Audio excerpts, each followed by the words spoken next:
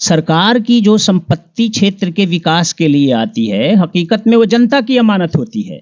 शिक्षा का अधिकार अधिनियम के तहत प्राइमरी स्कूलों में 6 शिक्षक और मिडिल स्कूलों में 9 शिक्षक की व्यवस्था है। और ये लोग क्या कर रहे हैं? और अगर कहीं आपके घर के पास इस टूटे फूटे खंडहर में भी एमबीबीएस डॉक्टर आके बैठने लगेगा तो लक्ष्मी चंद्रवंशी मेडिकल कॉलेज में जाकर के पैसा कोई कैसे देगा? सरकारी संपत्ति से मेडिकल कॉलेज और इंजीनियरिंग कॉलेज खोल करके वो जो लूटने का कारोबार गरीबों के साथ चल रहा है, आपके घर के पास एमबीबीएस डॉक्टर 5 रुपए की सरकारी रसीद कटा करके इलाज कराने वाला जब मिल ही जाएगा तो वहां लक्ष्मी चंद्रवंशी में कोई क्यों जाएगा? मैं हरिनारायण यादव और आप देख रहे हैं झारखंड रक्षक न्यूज। मैं पलामू जिला विश्रामपुर विधानसभा में उपस्थित हूँ और मेरे साथ जीएस कॉलेज के प्रोफेसर एम.के. खान सर उपस्थित हैं और मैं खास जानकारी सर से जानने का प्रयास कर रहा हूँ कि सर स्टूडेंटों को कॉलेज में शिक्षा देने के साथ साथ राजनीतिक में कदम रख रहे हैं। आखिर ऐसी कौन सी आपदा या विपदा आ चुकी है कि सर को राजनीतिक में जाना पड़ रहा है?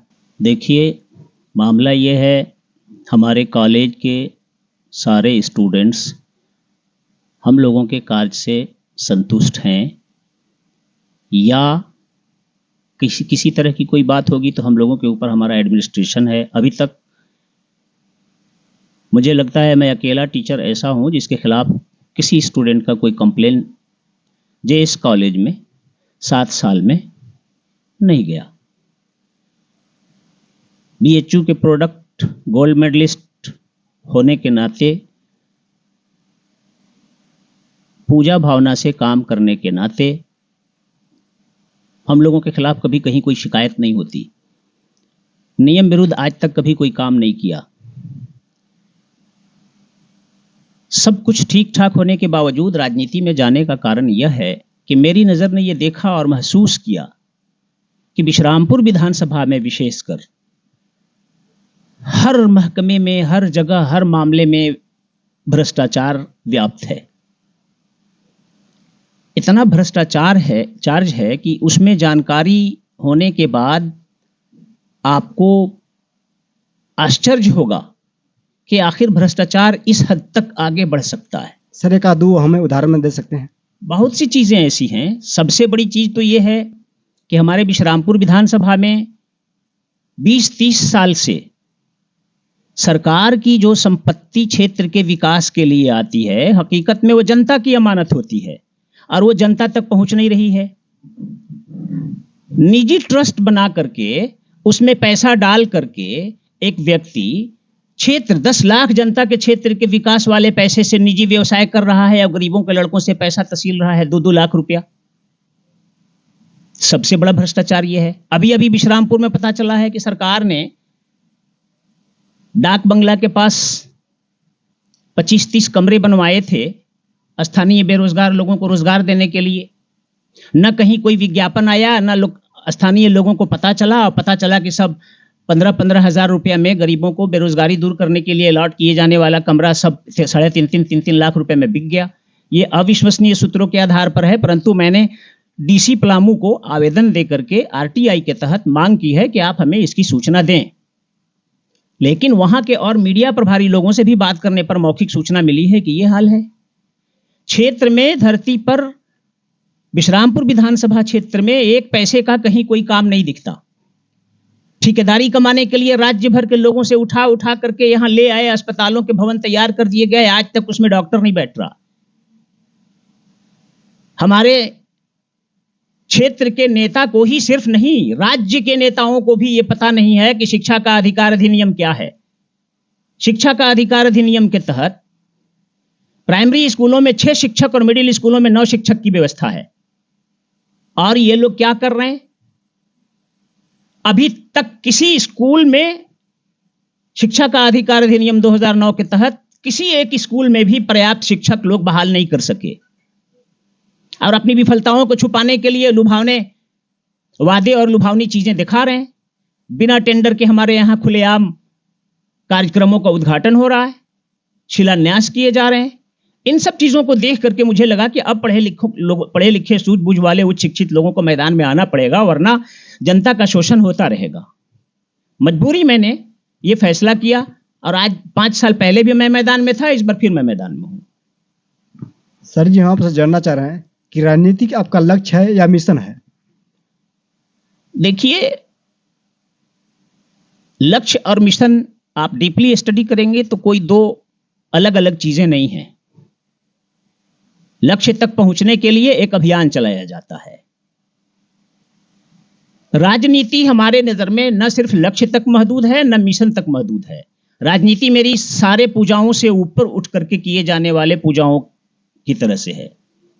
कोई भी आदमी एक पूजा अगर करता है तो जिसकी पूजा करता है और जो पुजारी होता है, इन दो आत्माओं के अलावा तीसरे को उससे कोई फायदा नहीं होता।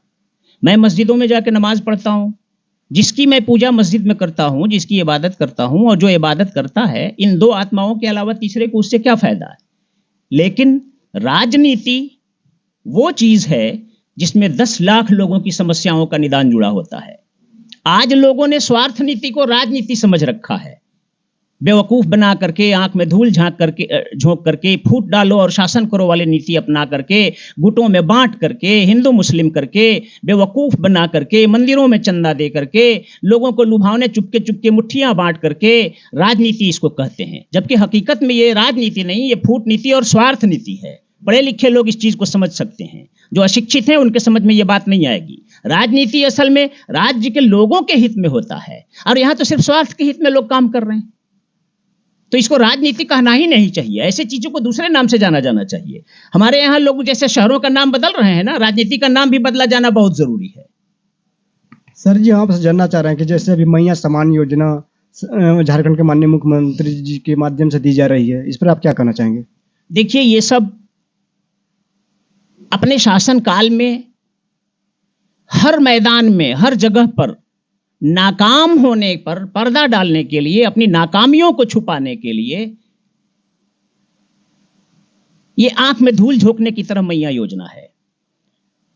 प्राइमरी स्कूलों में जब से ये सरकार में हैं, इनको होश नहीं हुआ कि टीचर बहाल करें। जैसा कि मैंने अभी आपको बताया था, राज्य के छात्रों का, मासूम बच्चों का जीवन बर्बाद कर दिया गया। जीवन बनाने वाले मूल्यों की तरफ ध्यान भी नहीं दिया। अब इनका ध्यान जाएगा भी नहीं, इसलिए कि ये सब शिक्षित तो है नहीं। शिक्षित व्यक्ति शिक्षा के मूल्यों को समझेगा। जिस मां के 4-4, 6-6 औलाद को उसके नजर के सामने शिक्षा के क्षेत्र में गुणवत्ता बर्बाद करके, स्कूलों में शिक्षक न दे करके, सिर्फ खिचड़ी खिला करके, धूल में बैठा करके जिसकी जिंदगी बर्बाद कर दी गई, उसकी मां को जा करके लुभावना मुंह पर सेलो टेप की तरह से दे दिया जा रहा है। 1000 रुपया या 2000 रुपया महीना देंगे। हम पूछते हैं, मैया योजना, अगर ये बड़े सेवक थे, समाज सेवी थे, तो इसको 5 साल पहले ये लागू नहीं कर सकते थे? सीएम बनने के बाद फौरन। अब बीजेपी वाले भी यही काम कर रहे हैं। देखा देखी नकल करके इन्होंने भी ढोंग कर दिया। पिछली मर्तबा यहां 2019 से पहले बीजेपी की सरकार थी, तो इस अपने 5 साल 2014 से 19 तक के कार्यकाल में बीजेपी ने स्कूलों में कहां, किस स्कूल में शिक्षा का अधिकार अधिनियम के तहत प्राइमरी स्कूल में 6 शिक्षक और मिडिल स्कूल में 9 शिक्षक बहाल करके दे दिए? इन लोगों को था है, पता नहीं, पढ़े लिखे नहीं है। शिक्षा के क्षेत्र में काम करने के लिए कौन कौन से हमारे देश में कानून बने हुए हैं, ये तो लोगों को पता ही नहीं है। जब पते नहीं है तो वो काम क्या करेंगे? क्षेत्र के गरीबों के बच्चे सरकारी स्कूलों में पढ़ते हैं, अमीरों के बच्चे तो नहीं पढ़ते।